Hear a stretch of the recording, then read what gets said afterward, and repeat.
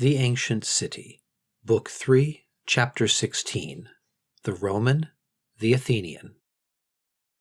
This same religion which had founded society, and which had governed it for a long time, also gave the human mind its direction, and man his character.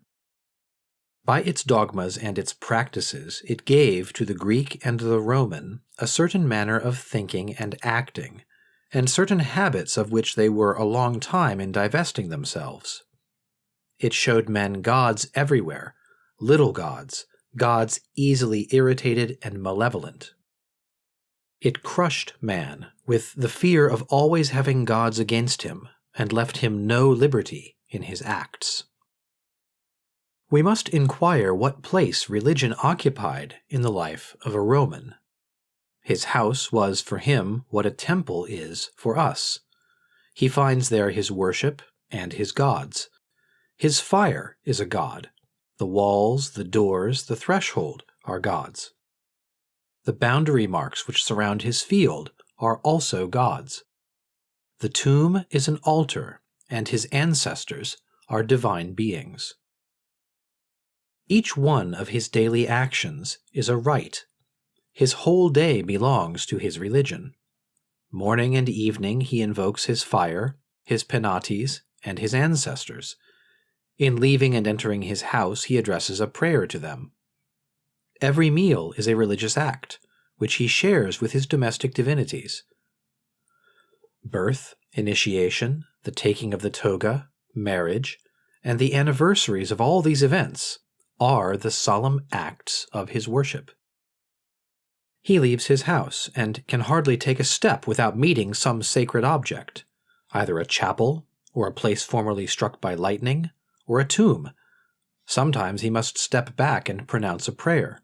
Sometimes he must turn his eyes and cover his face to avoid the sight of some ill-boding object.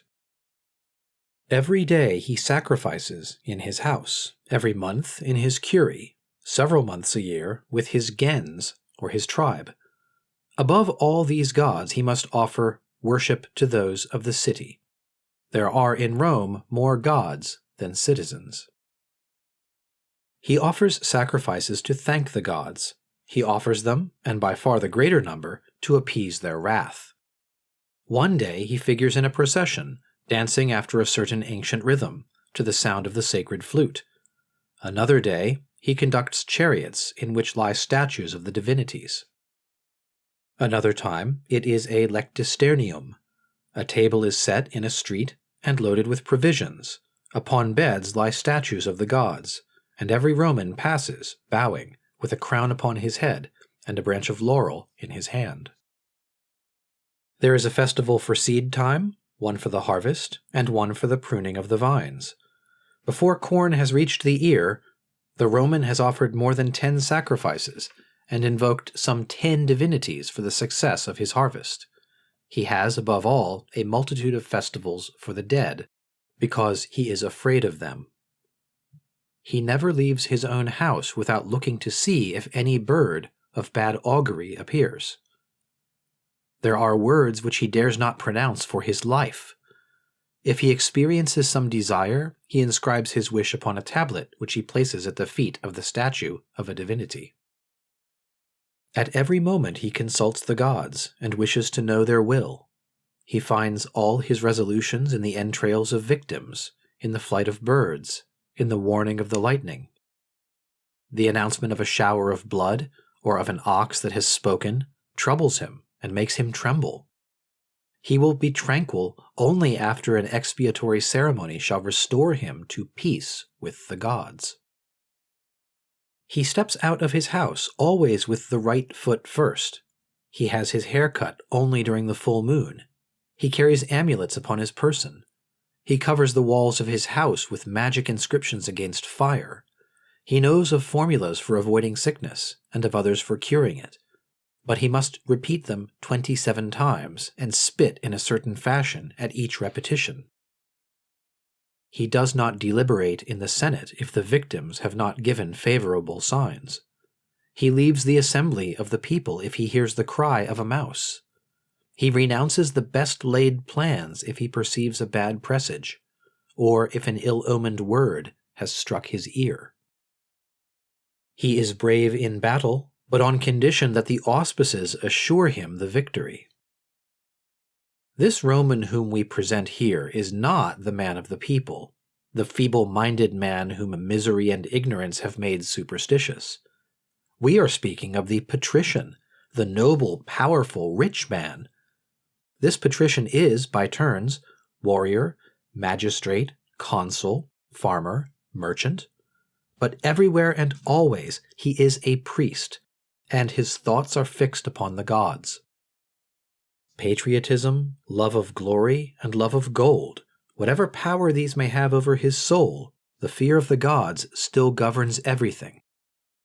Horace has written the most striking truth concerning the Romans, Dis te minorum quod geris imperas. Men have sometimes called this a political religion, but can we suppose that a senate of 300 members, a body of 3,000 patricians, should have agreed so unanimously to deceive an ignorant people? And that for ages, during so many rivalries, struggles, and personal hatreds, not a single voice was raised to say, "This is a falsehood"?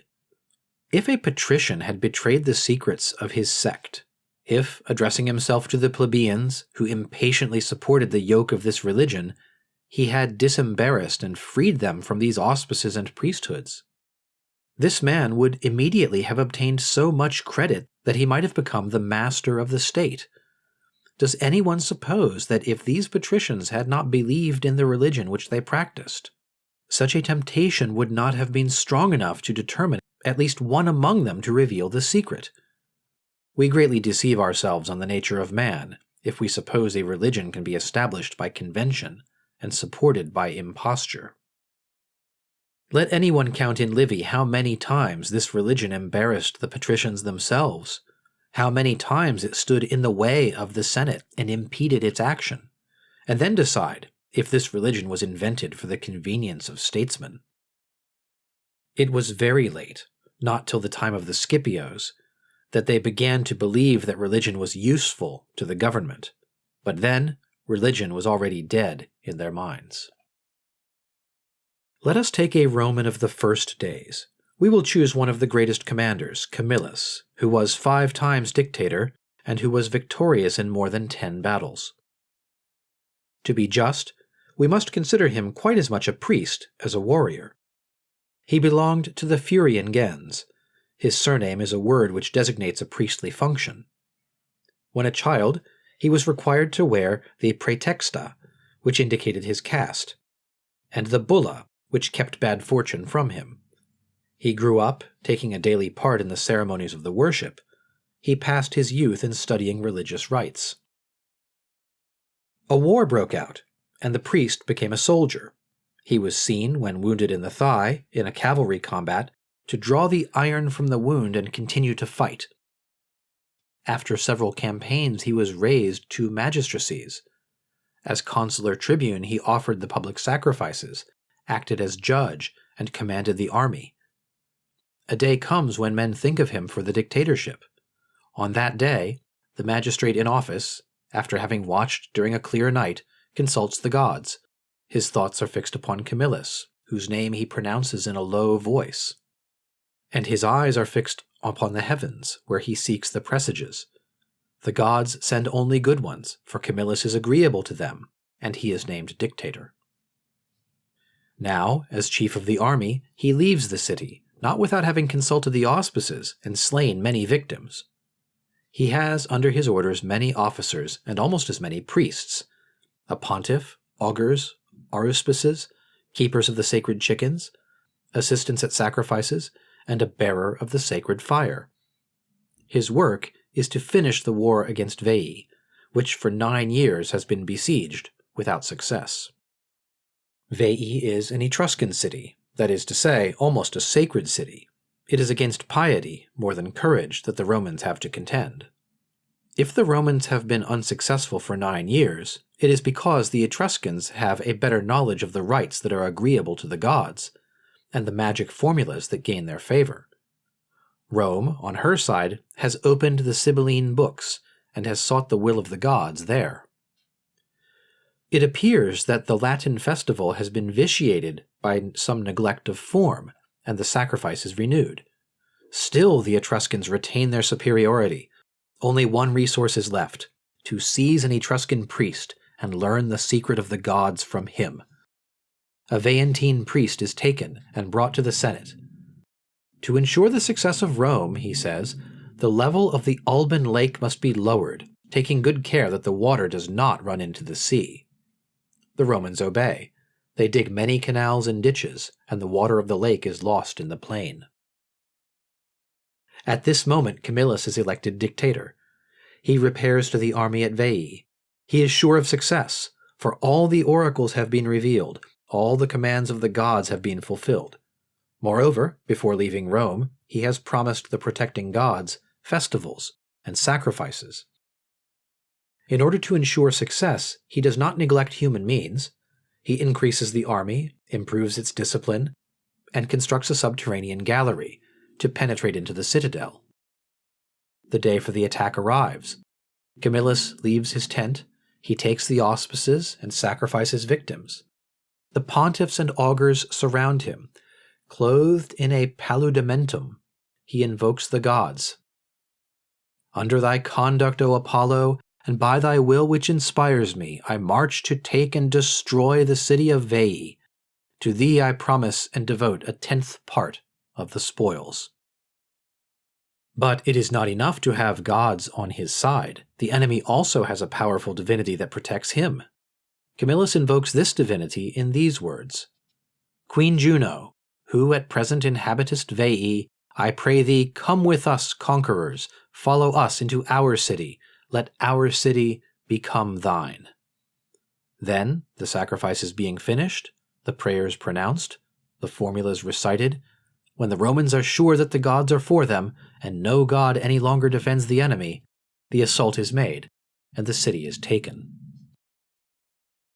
Such was Camillus. A Roman general was a man who understood admirably how to fight, who knew, above all, how to command obedience, but who believed firmly in the augurs, who performed religious acts every day, and who was convinced that what was of most importance was not courage, or even discipline, but the enunciation of certain formulas exactly pronounced according to the rites. These formulas, addressed to the gods, determined them and constrained them almost always to give him the victory. For such a general, the supreme recompense was for the Senate to permit him to offer the triumphal sacrifice. Then he ascends the sacred chariot drawn by 4 white horses. He wears the sacred robe with which the gods are clothed on festal days. His head is crowned, his right hand holds a laurel branch, his left the ivory scepter. These are exactly the attributes and the costume of Jupiter's statue. With this almost divine majesty he shows himself to the citizens, and goes to render homage to the true majesty of the greatest of the Roman gods. He climbs the slope of the Capitol, arrives before the temple of Jupiter, and immolates victims. The fear of the gods was not a sentiment peculiar to the Roman. It also reigned in the heart of the Greek. These peoples, originally established by religion and elevated by it, long preserved the marks of their first education.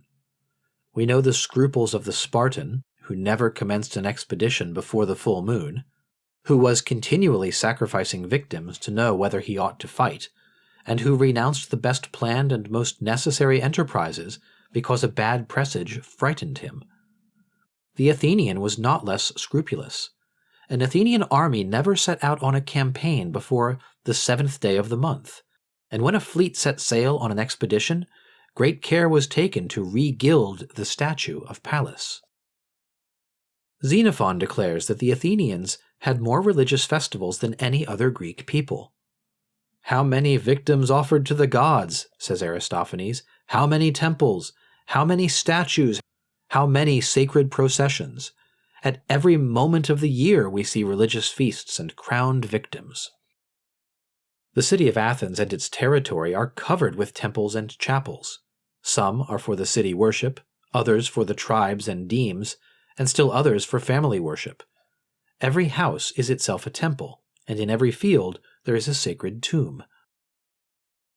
The Athenian whom we picture to ourselves as so inconstant, so capricious, such a free thinker, has, on the contrary, a singular respect for ancient traditions and ancient rites. His principal religion, that which secures his most fervent devotion, is the worship of ancestors and heroes. He worships the dead and fears them. One of his laws obliges him to offer them yearly the first fruits of his harvest. Another forbids him to pronounce a single word that can call down their anger. Whatever relates to antiquity is sacred to the Athenian. He has old collections in which are recorded his rites, from which he never departs. If a priest introduces the slightest innovation into the worship, he is punished with death. The strangest rites are observed from age to age. One day in the year, the Athenians offer a sacrifice in honor of Ariadne, and because it was said that the beloved of Theseus died in childbirth, they are compelled to imitate the cries and movements of a woman in travail. They celebrate another festival called Oschophoria, which is a sort of pantomime representing the return of Theseus to Attica. They crown the wand of a herald because Theseus's herald crowned his staff. They utter a certain cry which they suppose the herald uttered, and a procession is formed, and each wears the costume that was in fashion in Theseus's time. On another day, the Athenians did not fail to boil vegetables in a pot of a certain kind. This was a rite the origin of which was lost in dim antiquity, and of which no one knew the significance, but which was piously renewed each year. The Athenian, like the Roman, had unlucky days. On these days no marriage took place, no enterprise was begun, no assembly was held, and justice was not administered. The 18th and 19th day of every month was employed in purifications. The day of the Plinteria, a day unlucky above all, they veiled the statue of the great Athena Polias.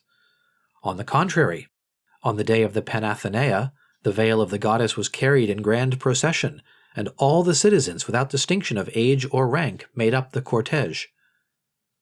The Athenian offered sacrifices for the harvests, for the return of the rain, and for the return of fair weather. He offered them to cure sickness, and to drive away famine or pestilence. Athens has its collection of ancient oracles, as Rome has her Sibylline books, and supports in the Prytaneum men who foretell the future. In her streets we meet at every step soothsayers, priests, and interpreters of dreams. The Athenian believes in portents. Sneezing or ringing in the ears arrests him in an enterprise. He never goes on shipboard without taking the auspices. Before marrying, he does not fail to consult the flight of birds. The assembly of the people disperses as soon as anyone declares that there has appeared in the heavens an ill-boding sign. If a sacrifice has been disturbed by the announcement of bad news, it must be recommenced. The Athenian hardly commences a sentence without first invoking good fortune. He puts the same words at the head of all his decrees. On the speaker's stand, the orator prefers to commence with an invocation to the gods and heroes who inhabit the country. The people are led by oracles. The orators, to give their advice more force, repeat at every moment, "The goddess ordains thus." Nicias belongs to a great and rich family. While still young, he conducts to the sanctuary of Delos a theoria, that is to say victims, and a chorus to sing the praises of the god during the sacrifice. Returning to Athens, he offers a part of his fortune in homage to the gods, dedicating a statue to Athena and a chapel to Dionysius. By turns, he is hesitator and pays the expense of the sacred repast of his tribe, and chorigus, when he supports a chorus for the religious festivals. No day passes that he does not offer a sacrifice to some god. He has a soothsayer attached to his house, who never leaves it, and whom he consults on public affairs, as well as on his own. Having been appointed a general, he commands an expedition against Corinth. While he is returning victorious to Athens, he perceives that 2 of his dead soldiers have been left without burial upon the enemy's territory. He is seized with a religious scruple. He stops his fleet and sent a herald to demand of the Corinthians permission to bury the two bodies. Some time after, the Athenian people are deliberating upon the Sicilian expedition. Nicias ascends the speaker's stand and declares that his priests and soothsayers announce prestiges which are opposed to the expedition. Alcibiades, it is true, has other diviners who interpret the oracles in a contrary sense. The people are undecided. Men come in who have just arrived from Egypt. They have consulted the god Ammon, who is beginning to be quite the fashion, and they report this oracle from him. The Athenians will capture all the Syracusans. The people immediately decide for war. Nicias, much against his will, commands the expedition. Before setting out, he offers a sacrifice according to custom. He takes with him, like other generals, a troop of diviners, sacrificers, aruspices, and heralds. The fleet carries its sacred fire. Every vessel has an emblem representing some god. But Nicias has little hope. Is not misfortune announced by prodigies enough? Crows have injured a statue of Pallas. A man has mutilated himself upon an altar, and the departure takes place during the unlucky days of the Plinteria. Nicias knows only too well that this war will be fatal to him and his country. During the whole course of his campaign, he always appears timorous and circumspect. He hardly dares to give the signal for a battle, he whom they know to be so brave a soldier and so skillful a general. The Athenians cannot take Syracuse, and after cruel losses they are forced to decide upon returning home. Nicias prepares his fleet for the return. The sea is still free. But an eclipse of the moon happens. He consults his diviner. The diviner answers that the presage is unfavorable, and that they must wait 3 times 9 days. Nicias obeys. He passes all this time inactive, offering many sacrifices to appease the wrath of the gods. During this delay, the enemy close up the port and destroy his fleet. Nothing is left for him but to retreat by land, and this is impossible. Neither he nor any of his soldiers escapes the Syracusans. What did the Athenians say at the news of this disaster? They knew the personal courage of Nicias and his admirable constancy, nor did they dream of blaming him for having followed the dictates of religion. They found but one thing to reproach him for. This was for having taken with him an ignorant diviner.